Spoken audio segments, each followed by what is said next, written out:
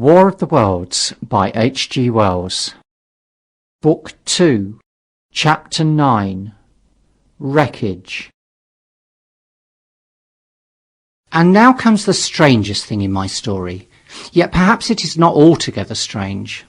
I remember clearly and coldly and vividly all that I did that day until the time that I stood weeping and praising God upon the summit of Primrose Hill.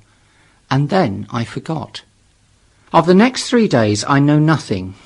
I have learned since that, so far from my being the first discoverer of the Martian overthrow, several such wanderers as myself had already discovered this on the previous night. One man, the first, had gone to St. Martin-le-Grand, and, while I sheltered in the cabman's hut, had contrived to telegraph to Paris. Thence the joyful news had flashed all over the world. 1,000 cities, chilled by ghastly apprehension, suddenly flashed into frantic illuminations. They knew of it in Dublin, Edinburgh, Manchester, Birmingham, at the time when I stood upon the verge of the pit. Already men, weeping with joy, as I have heard, shouting and staying their work to shake hands and shout, were making up trains, even as near as Crewe, to descend upon London. The church bells that had ceased a fortnight since suddenly caught the news, until all England was bell-ringing. Men on cycles, lean-faced, unkempt, scorched along every country lane, shouting of unhoped deliverance, shouting to gaunt, staring figures of despair. And for the food? Across the Channel, across the Irish Sea, across the Atlantic, corn, bread and meat were tearing to our relief. All the shipping in the world seemed going Londonward in those days. But of all this I have no memory. I drifted, a demented man. I found myself in a house of kindly people who had found me on the 3rd day wandering, weeping and raving through the streets of St. John's Wood. They have told me since that I was singing some insane doggerel about "the last man left alive, hurrah, the last man left alive." Troubles as they were with their own affairs, these people, whose name, much as I would like to express my gratitude to them, I may not even give here, nevertheless cumbered themselves with me, sheltered me and protected me from myself. Apparently they had learned something of my story from me during the days of my lapse. Very gently, when my mind was assured again, did they break to me what they had learned of the fate of Leatherhead. 2 days after I was imprisoned, it had been destroyed, with every soul in it, by a Martian. He had swept it out of existence, as it seemed, without any provocation, as a boy might crush an ant-hill, in the mere wantonness of power. I was a lonely man, and they were very kind to me. I was a lonely man and a sad one, and they bore with me. I remained with them 4 days after my recovery. All that time I felt a vague, a growing craving to look once more on whatever remained of the little life that seemed so happy and bright in my past. It was a mere hopeless desire to feast upon my misery. They dissuaded me. They did all they could to divert me from this morbidity. But at last I could resist the impulse no longer, and promising faithfully to return to them, and parting, as I will confess, from these 4-day friends with tears, I went out again into the streets that had lately been so dark and strange and empty. Already they were busy with returning people. In places even there were shops open, and I saw a drinking fountain running water. I remember how mockingly bright the day seemed as I went back on my melancholy pilgrimage to the little house at Woking. How busy the streets and vivid the moving life about me. So many people were abroad everywhere, busied in 1,000 activities, that it seemed incredible that any great proportion of the population could have been slain. But then I noticed how yellow were the skins of the people I met, how shaggy the hair of the men, how large and bright their eyes, and that every other man still wore his dirty rags. Their faces seemed all with one of 2 expressions, a leaping exultation and energy, or a grim resolution. Save for the expression of the faces, London seemed a city of tramps. The vestries were indiscriminately distributing bread sent us by the French government. The ribs of the few horses showed dismally.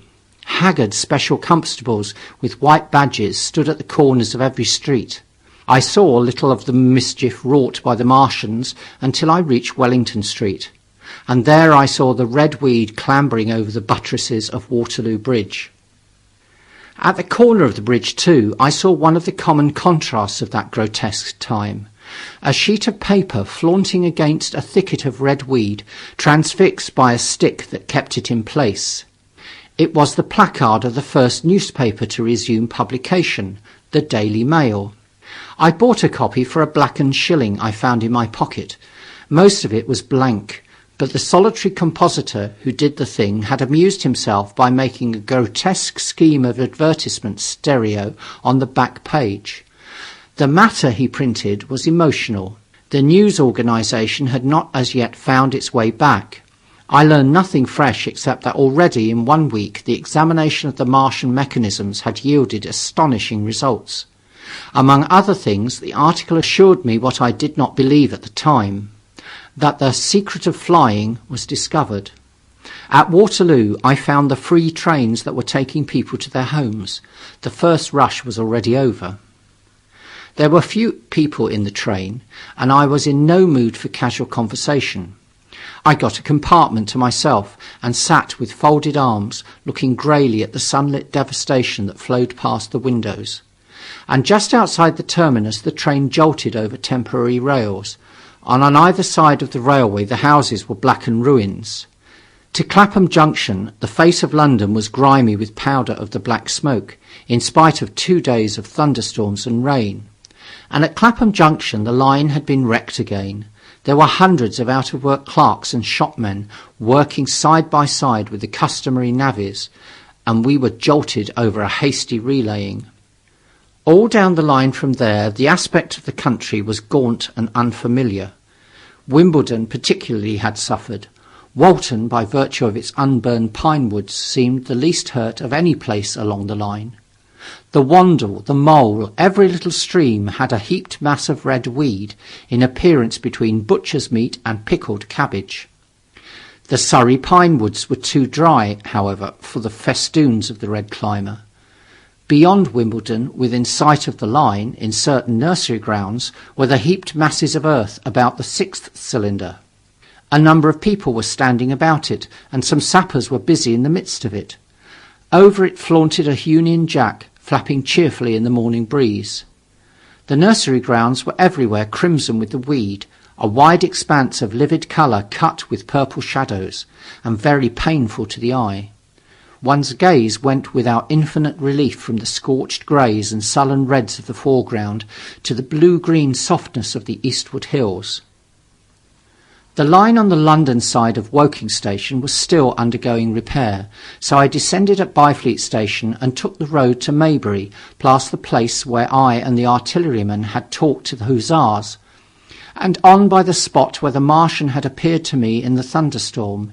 Here, moved by curiosity, I turned aside to find, among a tangle of red fronds, the warped and broken dog-cart with the whitened bones of the horse scattered and gnawed. For a time I stood regarding these vestiges. Then I returned through the pine wood, neck high with red weed here and there, to find the landlord of the spotted dog had already found burial, and so came home past the College Arms. A man standing at an open cottage door greeted me by name as I passed. I looked at my house with a quick flash of hope that faded immediately. The door had been forced. It was unfast and was opening slowly as I approached. It slammed again. The curtains of my study fluttered out of the open window from which I and the artilleryman had watched the dawn. No one had closed it since. The smashed bushes were just as I had left them nearly 4 weeks ago. I stumbled into the hall, and the house felt empty. The stair carpet was ruffled and discoloured where I had crouched, soaked to the skin from the thunderstorm the night of the catastrophe. Our muddy footsteps, I saw, still went up the stairs. I followed them to my study and found lying on my writing table still, with the selenite paper weight upon it, the sheet of work I had left on the afternoon of the opening of the cylinder. For a space I stood reading over my abandoned arguments.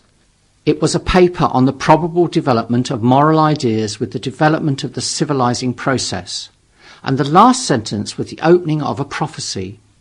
Quote, "In about 200 years," unquote, I had written, quote, "we may expect," unquote. The sentence ended abruptly. I remembered my inability to fix my mind that morning, scarcely a month gone by, and how I had broken off to get my daily chronicle from the newsboy. I remembered how I went down to the garden gate as he came along, and how I had listened to his odd story of men from Mars. I came down and went into the dining room. There were the mutton and the bread, both far gone now in decay, and a beer bottle overturned, just as I and the artilleryman had left them. My home was desolate. I perceived the folly of the faint hope I had cherished so long, and then a strange thing occurred. "It is no use," said a voice. "The house is deserted. No one has been here these 10 days. Do not stay here to torment yourself. No one escaped but you." I was startled. Had I spoken my thoughts aloud? I turned, and the French window was open behind me. I made a step to it and stood looking out. And there, amazed and afraid, even as I stood amazed and afraid, were my cousin and my wife, white and tearless. She gave a faint cry. "I came," she said. "I knew. She put out her hand to her throat, swayed. I made a step forward and caught her in my arms. End of chapter 9.